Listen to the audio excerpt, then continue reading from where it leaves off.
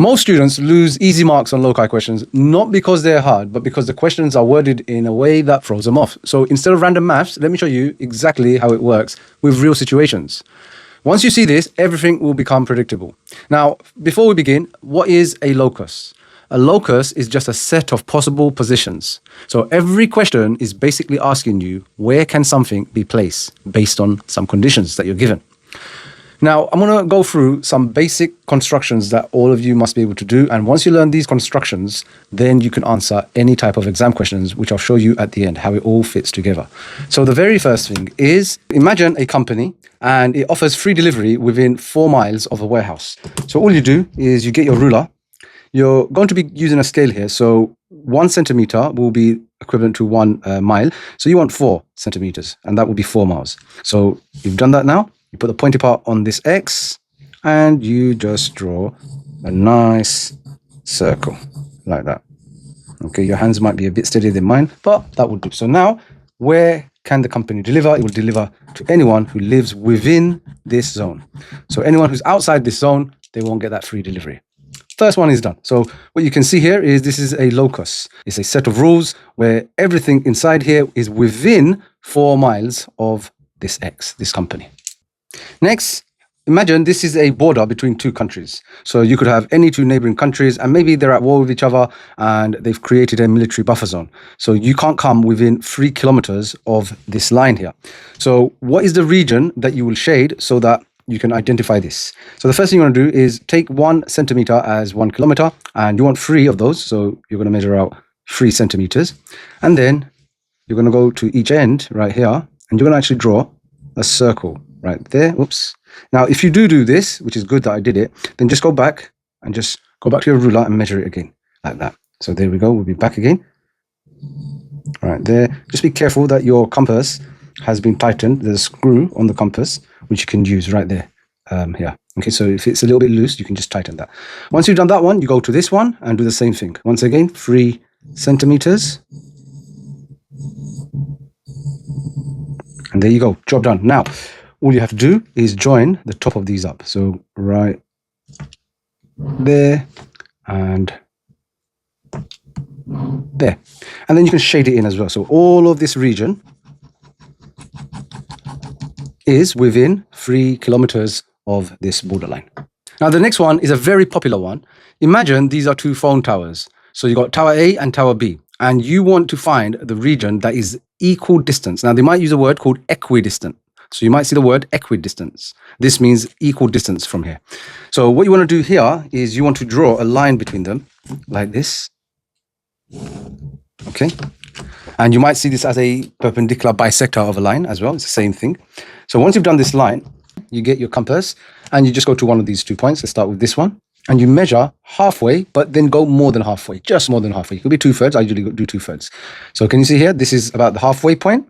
You just go a little bit more than that. Okay. It doesn't matter how much more, 2/3, but just not on exactly halfway, just a bit more. Okay. And then you don't touch it. And then what you do is you draw an arc. So you can draw an arc right there, like that. And then you draw one at the other side, like that. And you're on the same point. Can you see? You just pivot in from there. Then once you've done that, don't change this. Go to the other one right there and do the same thing. There and there. Now, can you see these intersection points? All you're going to do is get your ruler there, and you're just going to line those points up nicely like this. There you go. That distance there is exactly the same as that distance there. I will show you.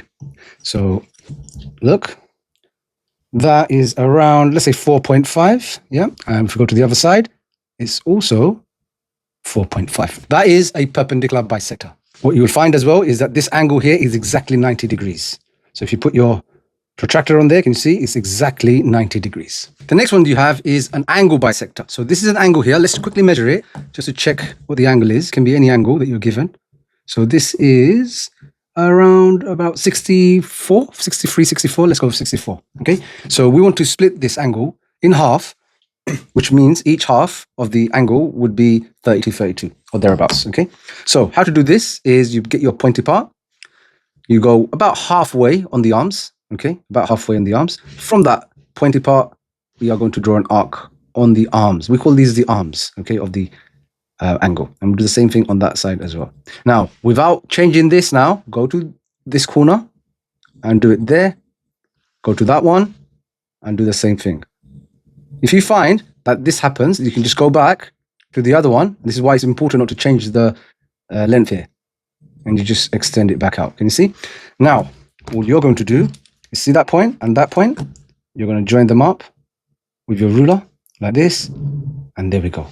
Job done. Now, it's not that great because I've used a pen here. So I really should go and make sure you do this with a pencil which is sharp.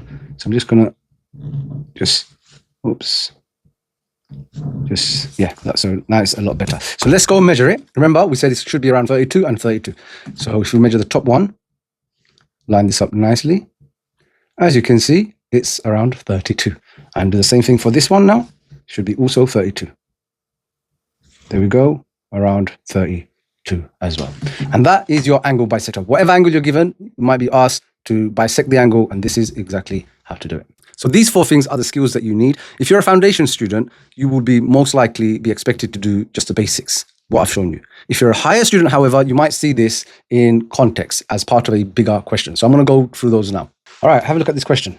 We want to shade the region that is closer to the line AB than it is to the line BC and within 10 meters from the point D. Right, let's start with this. Closer to the line AB than BC. So this is the line AB. And this is a line BC. If you imagine this is like an angle, all right? It's a 90-degree angle. So if we were to place a diagonal line here, we'll know that to be closer to the line AB is this side, okay? So that means do a bisector of this angle. So if you remember how we did the bisector, treat this as the angle lines. So go here just about halfway, right? And just mark the point. And then go and do the same. Oops, I've moved it. So if that happens, just go back and readjust using the line that you did. So it's equal when you go to this side. So right there. And then go to these points and draw another arc in the middle between these up there. Like that. And like that. And then join that point to that point.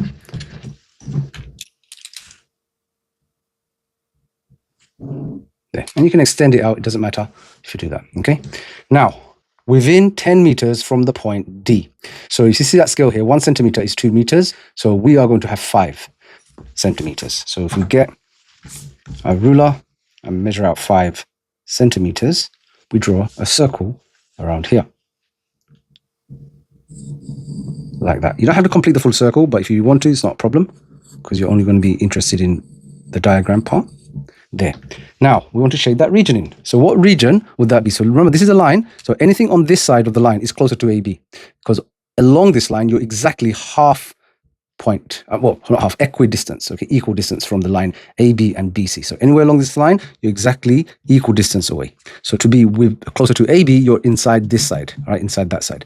Now, you've also got to meet the second condition, which is within 10 meters from point D, which would mean this is the region that you want to shade. So this is the region that satisfies both of those. All right, have a look at this next question. This is a question I made up. I call it the killer question. So you have 3 bases, A, B, and C, and you want to find a safe meeting point that must be within 3 kilometers of base A, which would mean a circle of 3 centimeters we're going to use, equal distance from the base B and C. So these are the 2 bases, B and C. It has to be equal distance from here, which would mean a bisector of these 2 points. And it has to be more than 1 kilometer from the line BC. So wherever this BC is, it has to be more than 1 kilometers away outside. Okay. And it has to be closer to A than it is to B. Okay. Let's see what that looks like. So let's start with within 3 kilometers of base A, which would be a circle here. So we get a ruler, measure out 3 centimeters. We're going to use 1 centimeter for 1 kilometer. There we go. Right there.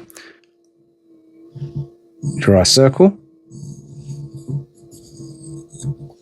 There, circle's done.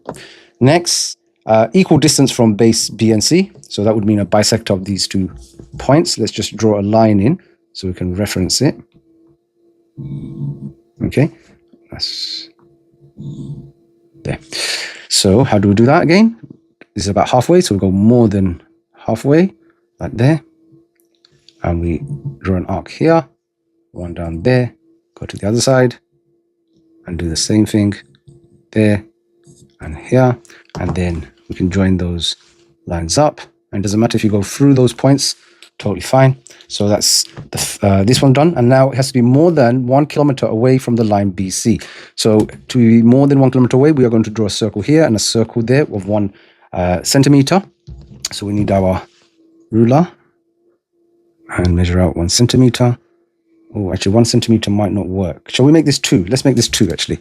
Just realize we won't get that intersection properly. So we're going to do 2 kilometers, okay? So it has to be 2 kilometers away from this line. So we need 2 centimeters. All right. I made this question up and I haven't done it yet. So I'm doing it for the first time with you guys. So 2 doesn't work. Let's go with 3. Let's go with 3 kilometers. All right. That 2 didn't work. So we're going to go with 3. Rub this off. Just have to make this question work. Otherwise we won't get that region that we need properly. So we're going to measure out 3 kilometers now. All right, there, that's about 3. All right, here, that's better. There's a circle right there. I'm going to do the same circle right there. It gets very, very messy, as you can see. And then we're going to join the top lines. There and there. Right, so inside here, it is within 3 kilometers. If we want more than 3 kilometers, it's outside. Actually, we could have, I'm just looking at this now, we could have used what we wanted to. So now, what is the region that meets all of these standards? And it has to be also closer to A than to B, which is great. This is the A circle, so it has to be within there. So what region should I shade in here? That is a safe meeting point within 3 kilometers of the base A, which is anywhere within that.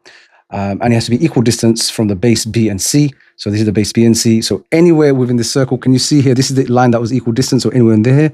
And it has to be more than 3 kilometers from BC. So this is the line right there that's within 3 kilometers BC. So anything outside that is more than 3 kilometers away. If you like this video, please give it a thumbs up and don't forget to save it and share it with others who might need help on this particular topic. Bye for now. And for more videos like this, make sure you're following.